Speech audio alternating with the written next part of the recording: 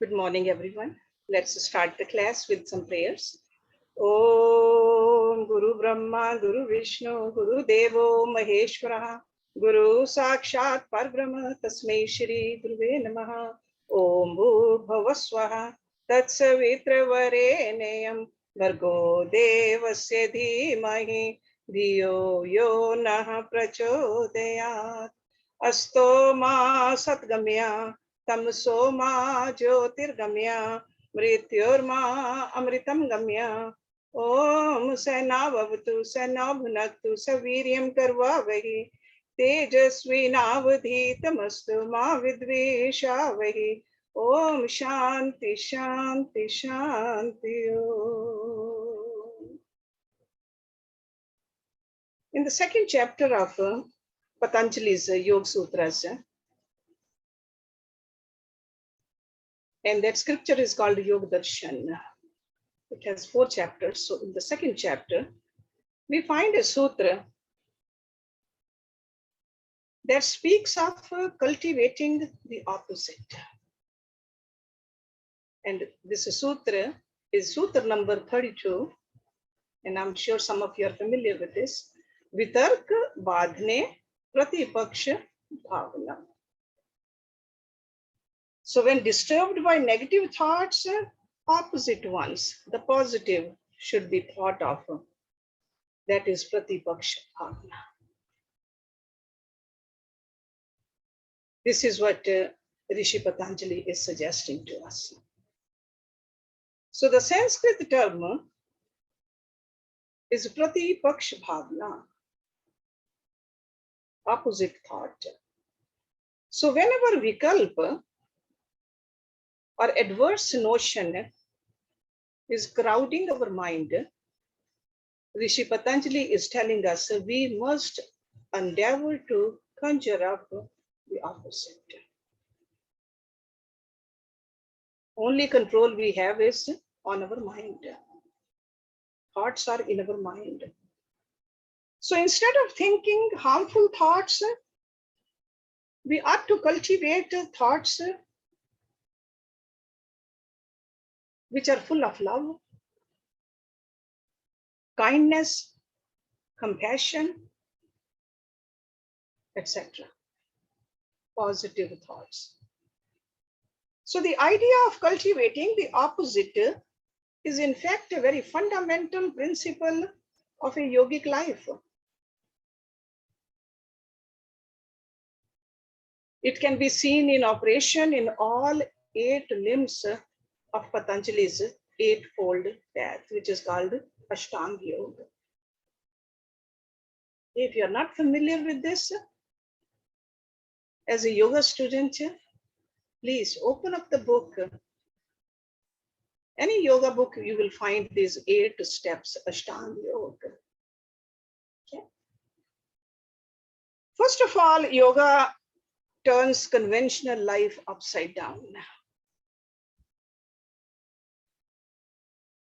Because as a yogic way of living, the supreme value of liberation or enlightenment,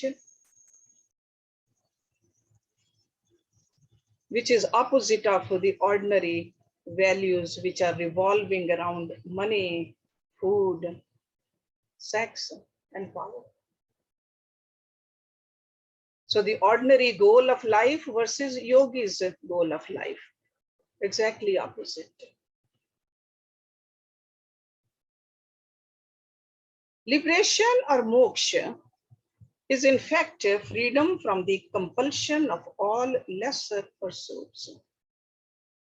It is a total release from the ego personality.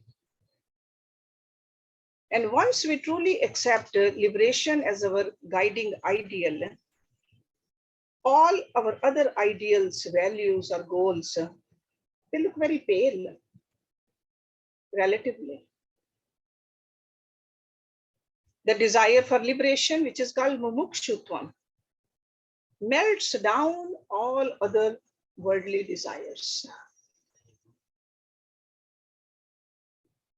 And using their energy propels us forward on the spiritual path. The principle of reversal is obvious in all the limbs. Today in this talk, I will go through each and every limb separately so that we all can understand what does it really mean, the Pratipaksh Bhavna. The first limb of Patanjali's eightfold path is the Yama, the moral disciplines. Yama. And there are 5 yams. Ahimsa, Satya, Asteya, Brahmacharya, Aparigraha. Ahimsa is non-harming.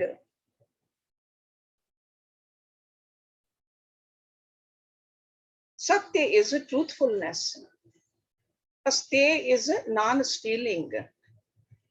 Brahmacharya, chastity. And Aparigraha, non-greed,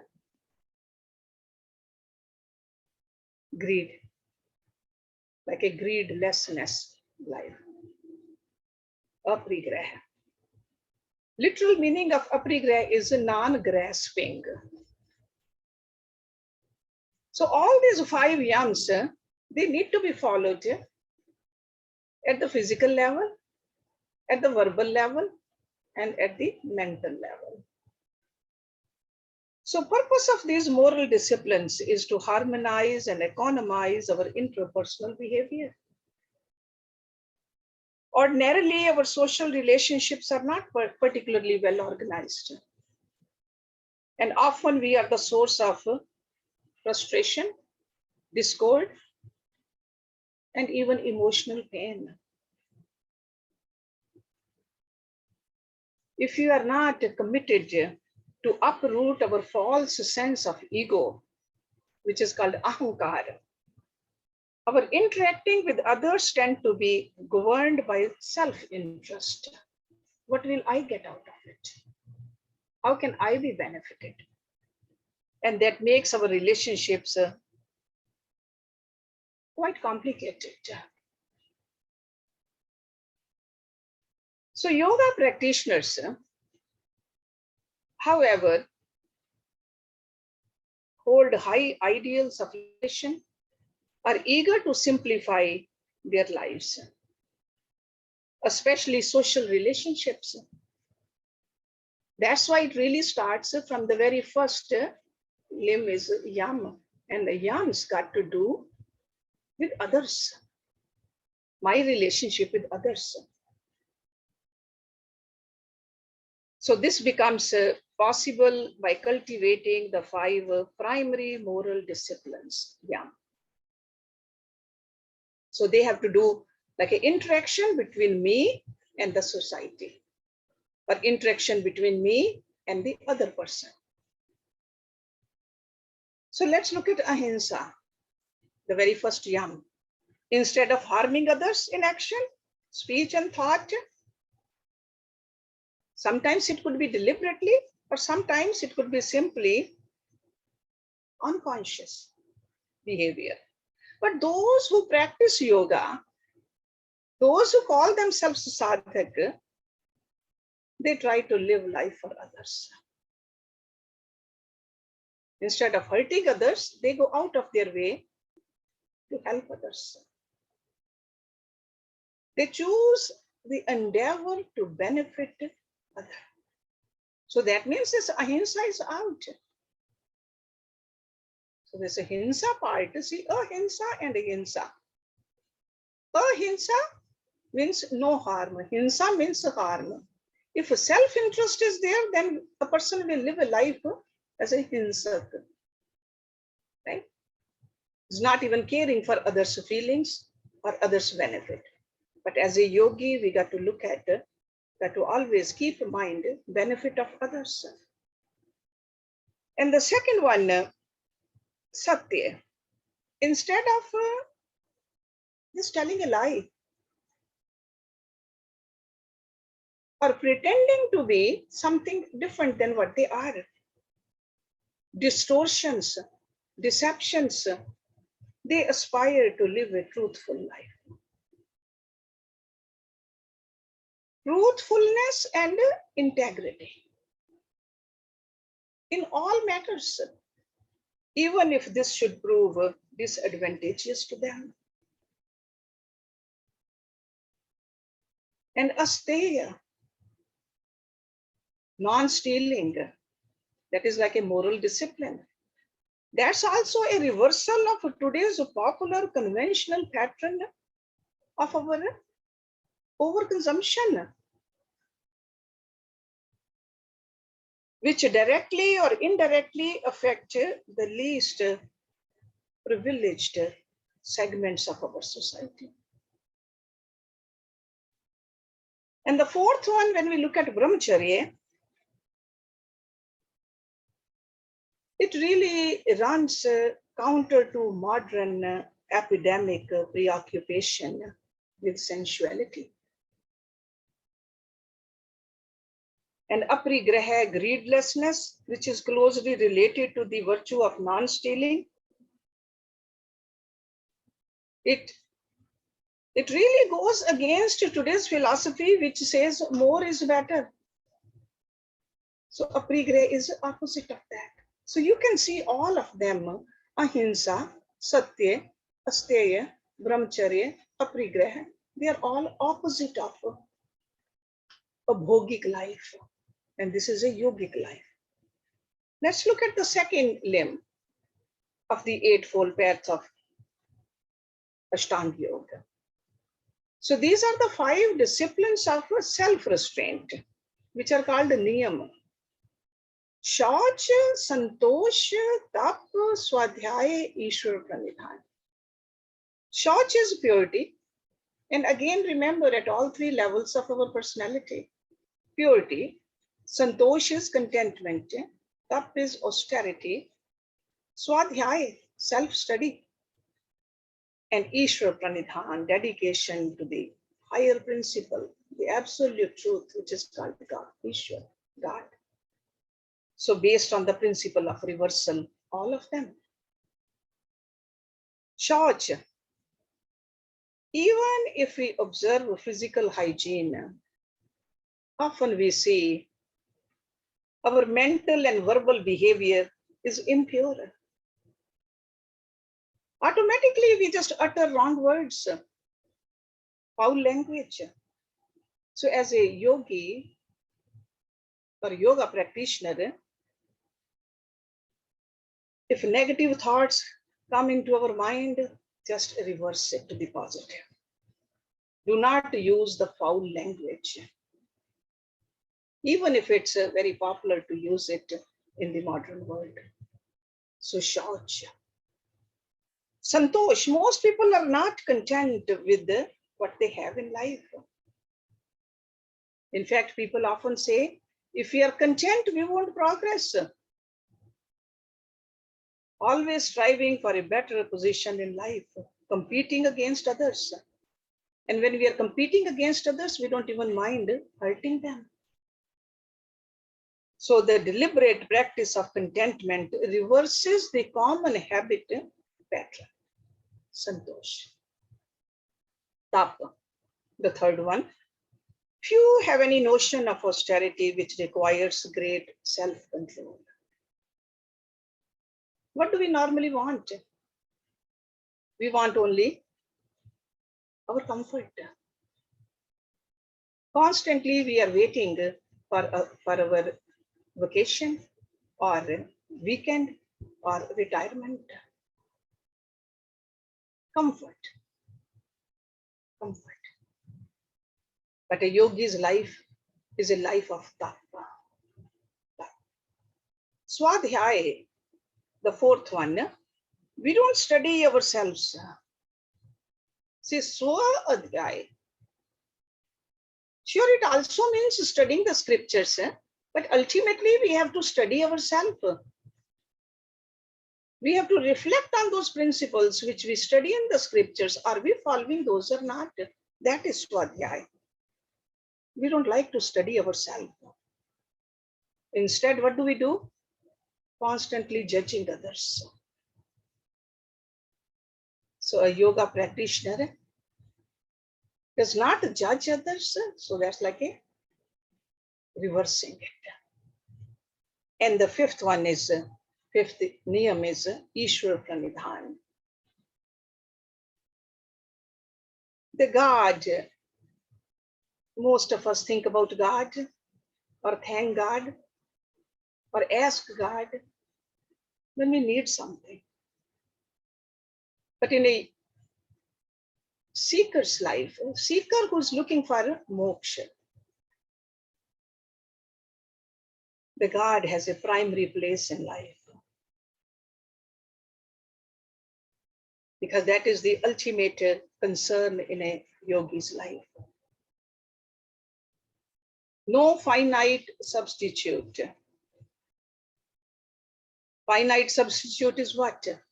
Our family, our job, our reputation, our money, or even cars sometimes. Those are finite substitutes. So a serious yoga practitioner doesn't go on that route. So you can see that how these yams as well as niyams, if we are strictly following them, how they are opposite of today's living. Okay? So that is Pratipaksh Bhavna. Third limb in that Ashtang Yoga, ladder of Ashtang Yoga is asana.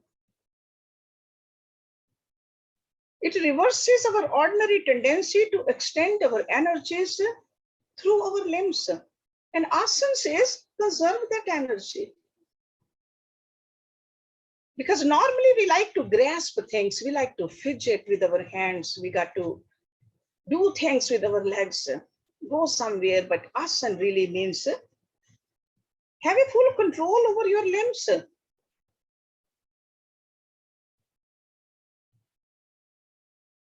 And Rishi Patanjali, he defined asana as a sukham sthiram asanam. Try to sit in a position with a full ease. Do not fidget. And especially when we do the postures like Sarvangasana, Shirshasana, those are the inversions. They are a very striking external symbol of a yogic process of reversal. Normally we are standing on our legs, on our feet. But as a yoga practitioner, we invert our body also. Because these yogis, they saw the benefit of inversion. And instead of fidgeting our fingers, bring them in your control. Whether it's in a Jnana mudra or whether when you're doing pranayama in a mudra. So inversion is over there too.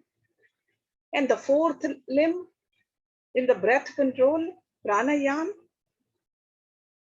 the principle of reversal can be seen in the practice of regulating and expanding the otherwise uneven and narrow flow of life energy. Because we see that most of the time, most of the people breathe very shallowly. But a yogi guru says, no, have a full control over your breath. Breathe deeply and hold the breath also. Do the kumbhak too.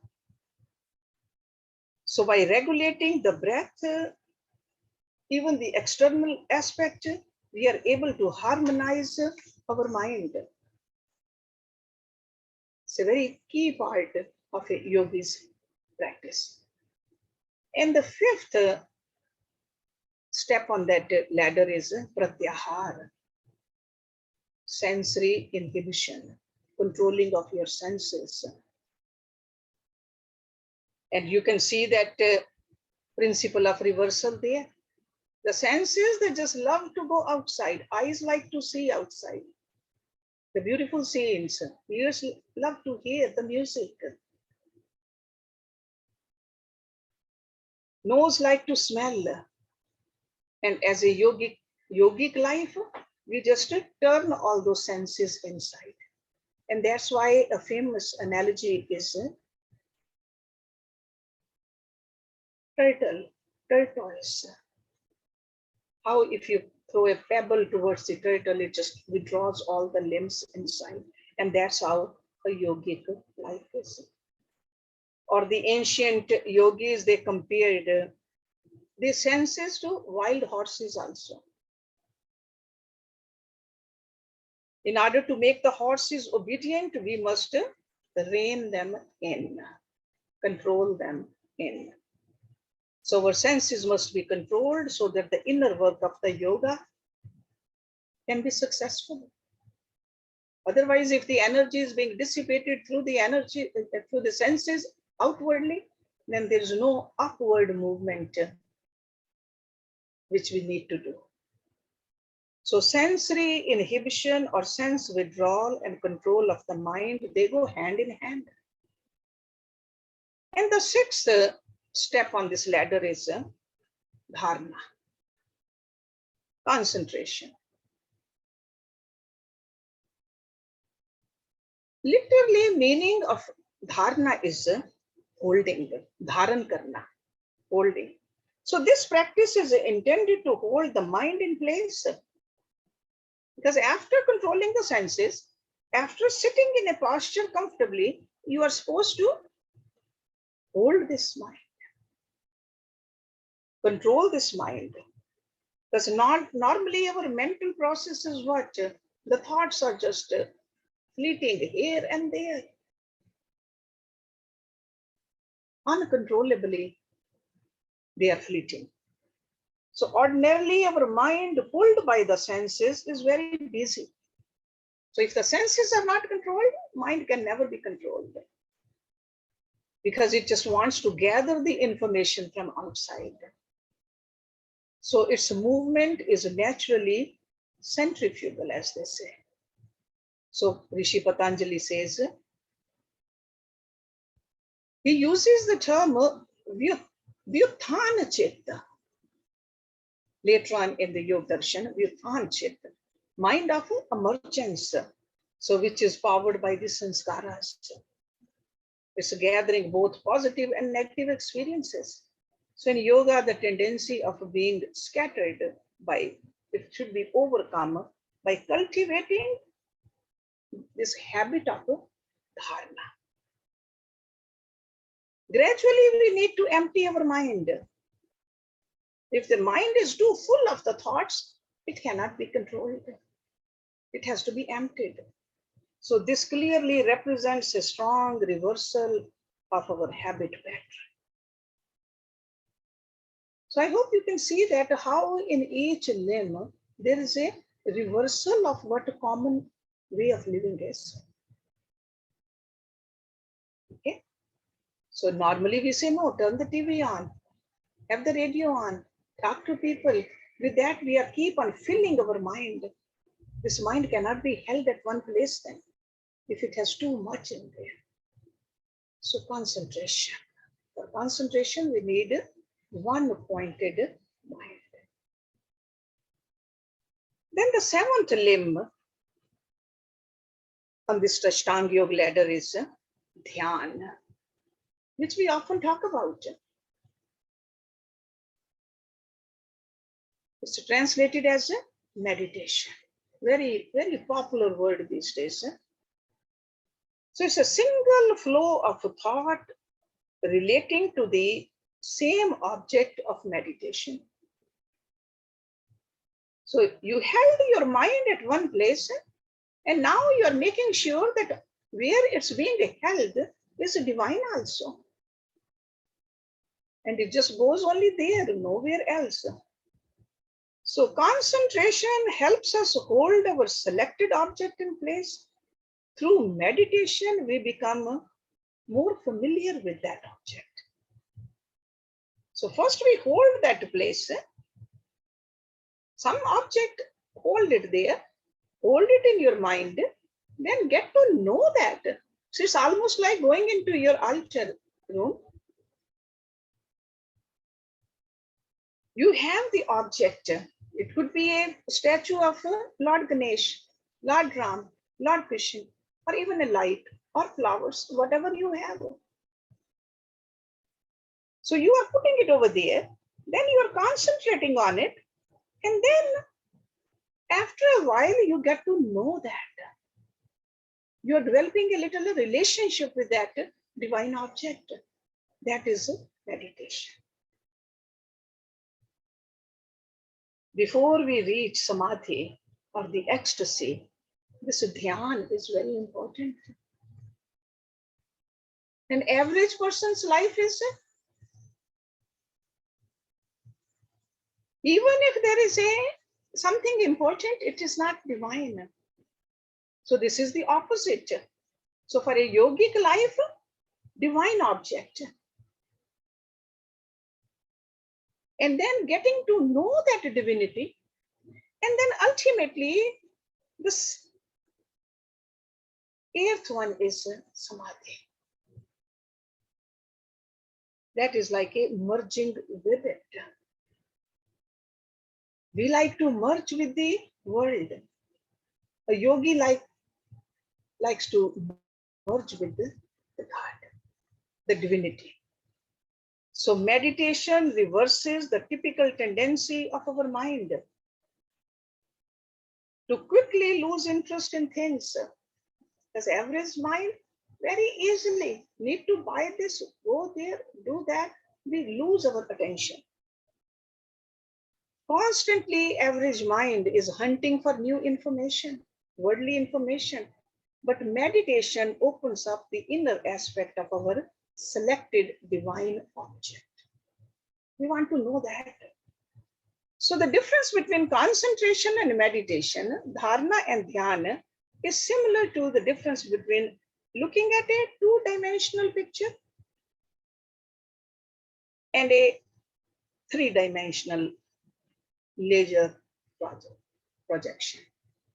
You really want to know every aspect of it in meditation. Okay? So concentration, meditation. Meditation progressively narrows the space between the meditating object and the object of meditation. Or I should say meditating subject, because what we are meditating upon, that's a subject, and we are the object. So it's like a narrowing the distance. So in the state of the samadhi, this space collapses altogether. So there's a oneness. Subject and object, they just become one. That's a samadhi. See, worldly life, bhogic life is you always like to keep a distance. My space, your space. But a yogic life is different. The object of meditation is divine, and we want to become one with it. We want to lose our identity. So this amounts to a total reversal of the ordinary state of consciousness, which is based upon the distinction between consciousness and its quantums. So at the highest level of samadhi, this state of identification becomes still more simplified. Now all conscious activities ceases in samadhi, because you have lost yourself. There's a merging. So the so-called fluctuations of the mind, which are called vrittis, they have been eliminated by means of meditation. So the mind doesn't fluctuate. If mind is fluctuating, you are not in samadhi. But even in the state of samadhi, certain higher forms of conscious activity are likely to occur. Higher. Not the worldly thoughts, but higher thoughts. Insights, intuitions, knowledge. That happens in samadhi. That's why when you come out of the samadhi, you are more knowledgeable. The object which you chose, you wanted to merge with it, you have merged with it, and you have gained some knowledge. So that's why I said insights, intuitions, and knowledge, they occur during samadhi. And these are called pragya, or wisdom. So the lower type of samadhi is known as sampragyat samadhi. That's a lower. It is a samadhi, But still, wisdom is there. You are learning something about this. Whether it's a form of God or whether it's a whatever else you chose. So samadhi associated with the wisdom or insight. That's a sampargyat samadhi. And this is also from the terminologies from Yoga Sutras, Patanjali Yoga Sutras. And in the condition of asampargyat samadhi, you transcend even the wisdom. Asampargyat. There is no further conscious or supra-conscious activity in the mind. Further stillness, deeper level of stillness. What remains is the whole network of sanskar.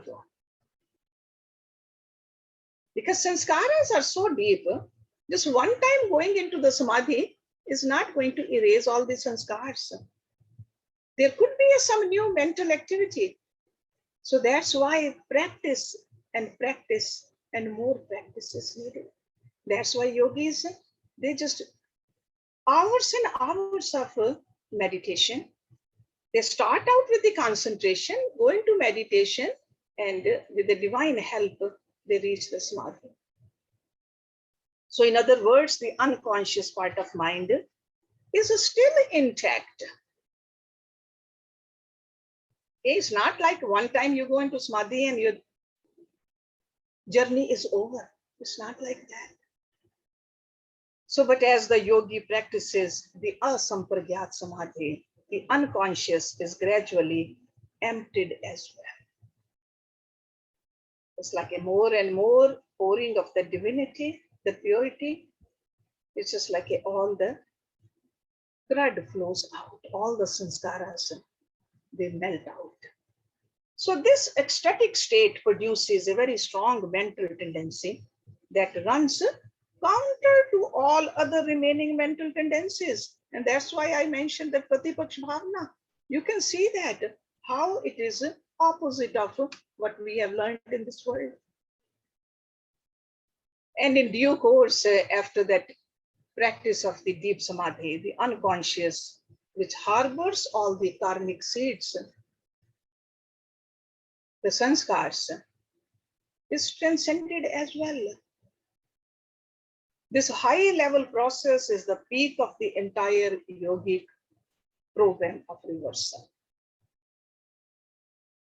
You see that average person's life, you keep on adding more.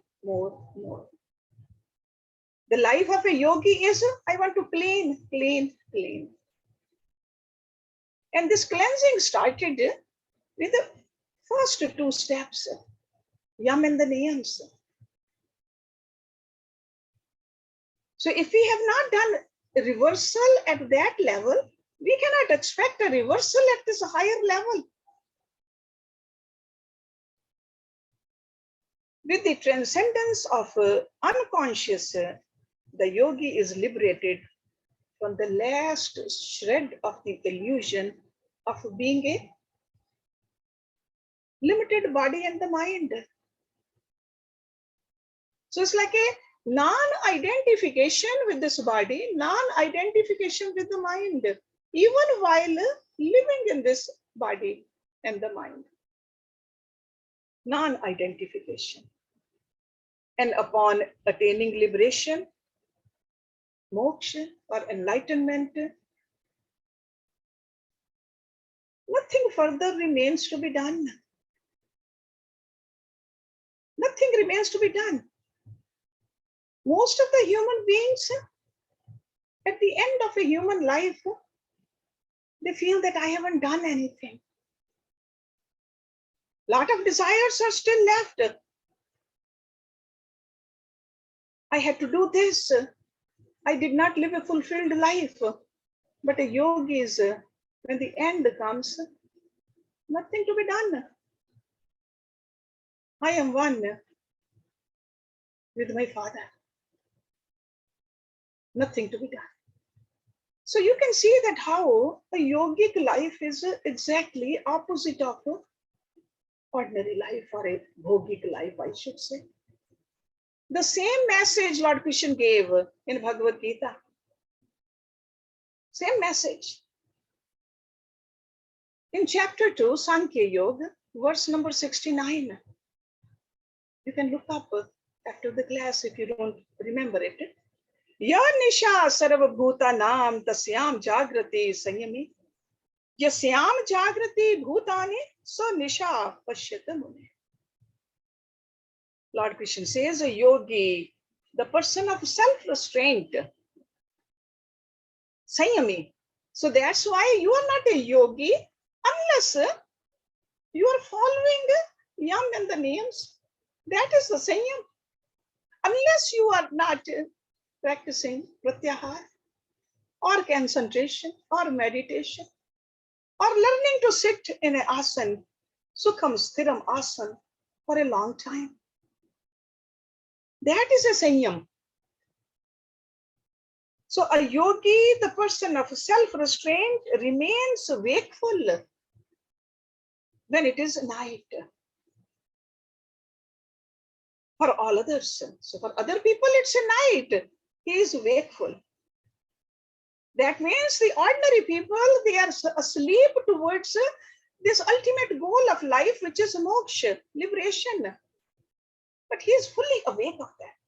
He lives his life keeping this ultimate goal in mind.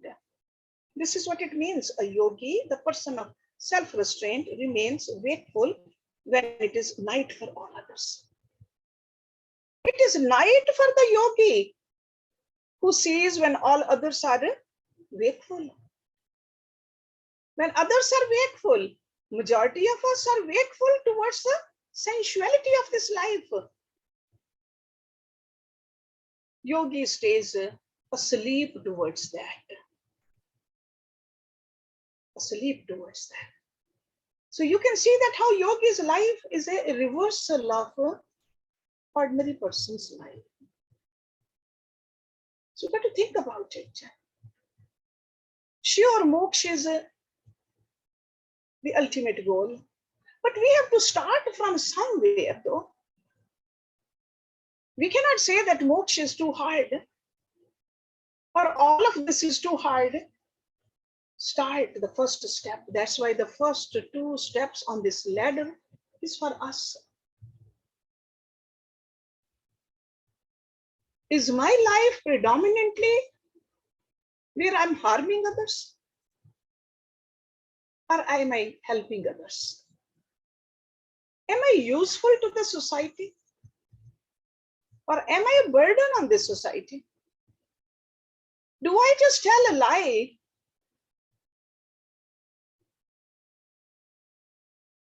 all the time or sometimes? When do I lie? Do I know when I lie? Do I live a life where I'm content? Or is it constantly I keep on increasing my desires? Do I fill the space where I live with the foul language?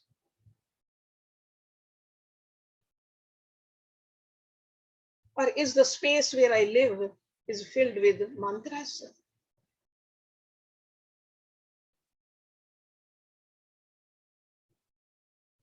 Is my life as a tapasvi? We read in every scripture,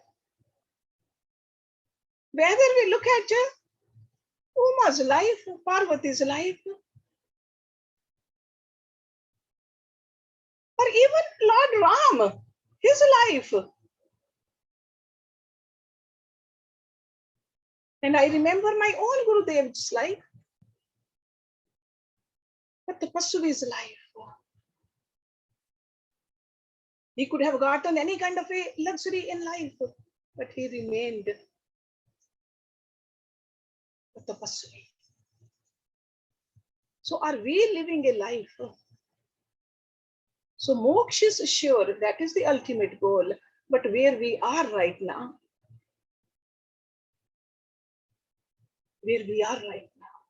are we on the right path? Is this path taking us towards our ultimate goal? Or am I on the path which is taking me away from this goal? Because this goal is the same for all of us, whether we achieve it in this lifetime or after many, many lifetimes. So if we go away, we'll have to cover more area. But if we are moving towards it, then at least we are going the same direction. So I just wanted to bring it out because you're all familiar with these terms. There's nothing new, I told you.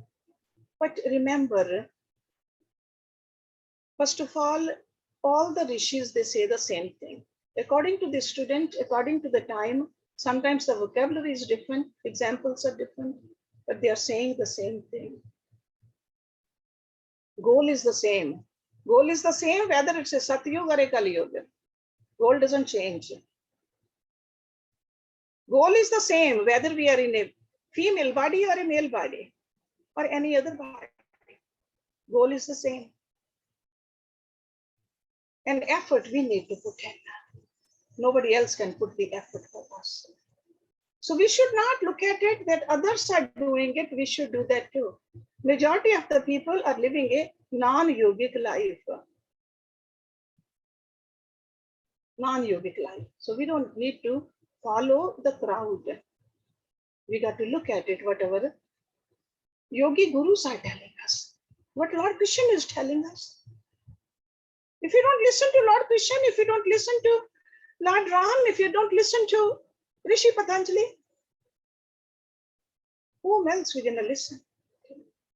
For Lord Shiva, whatever the deity is dear to you, they're all saying the same thing. So I would like you to look at the Vitark Badhne Pratipaksh Bhavna, that is chapter 2, verse number 32 in Yog Darshan. Just go back to that. Try to reflect on that. And then chapter 2 again in Bhagavad Gita, verse number 69, where Lord Krishna is telling us that how a yogi's life is opposite of an ordinary person's life. So that is a homework for you. So please look at it, okay? Om Purnamada Purnamidam Purnat Purnamudachyate Purnasya Purnamadaya Purnameva Visheshyate. Om Shanti Shanti Shanti.